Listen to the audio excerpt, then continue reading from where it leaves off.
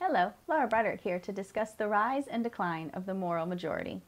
During the 1970s, there was considerable reaction against the revolutionary developments of the 1960s. Some felt the 1960s were marked by considerable breakthroughs, while others found the radical character to be a disaster. The new religious right was a political movement that rose up against the mainstream developments of the 1960s. The religious right was specifically concerned with the Supreme Court ruling in Roe v. Wade, which legalized abortion on demand. They believed this was an explicit insult to Judeo-Christian reverence for life. Further, the religious right at the nation's Bicentennial in 1976 urged a return to a strong Christian heritage, something they believed was in peril. As President Carter began to prepare for his re-election campaign, conservative leaders believed they needed to impact the political field to prevent further decline in society. Conservative leaders began to work together against mainstream politics. Robert Billings was an ordained preacher who urged Christians to form private schools to escape the secular humanism of public schools. Richard Viguerie was a direct mail mogul. Paul Weyrich was the head of a conservative think tank, and Howard Phillips, formerly with the Nixon administration, joined together to bind what they perceived as a major political force. As the host of the Old Time Gospel Hour, broadcast from Lynchburg, Virginia, Jerry Falwell also became energized to engage in political action.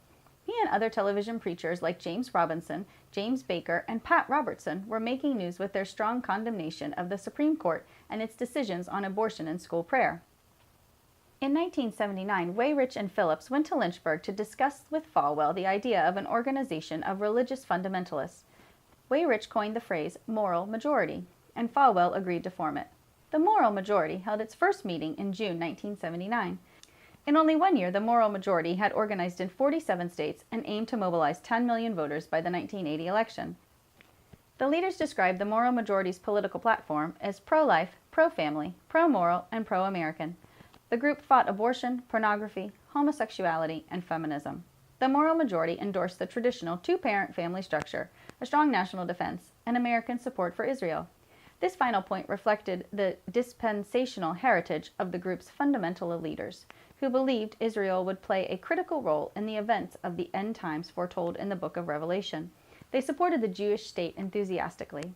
However, mainly the moral majority concentrated its agenda on domestic concerns. The moral majority poured its efforts and its money into politically conservative campaigns, specifically Ronald Reagan. The moral majority greatly supported Reagan's efforts for the White House against Jimmy Carter in 1980. This was the first time many of these right-wing supporters had used the political field to convey their beliefs. Ronald Reagan also aimed to capture all of their votes.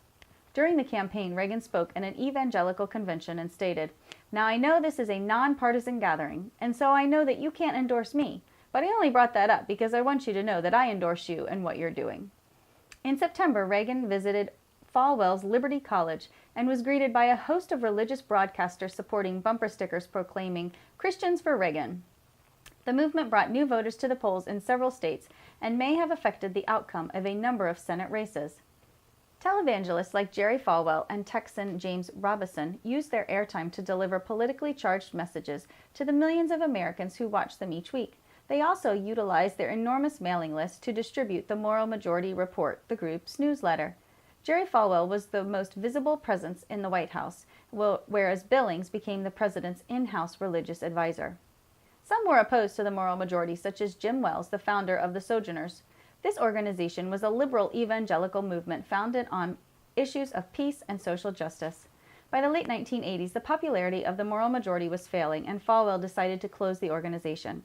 The 1988 election was the last election the moral majority had an influence, and they supported George H.W. Bush rather than Pat Robertson. This was a further divide among the Christian right. The moral majority was absorbed by the Liberty Foundation, a new organization with a broad charter to deal with moral and political issues, founded by Jerry Falwell. In November 2004, Falwell revived the organization and named it the Moral Majority Coalition. The moral majority was a major political force in the 1980s and displays the great power of the Christian right in politics.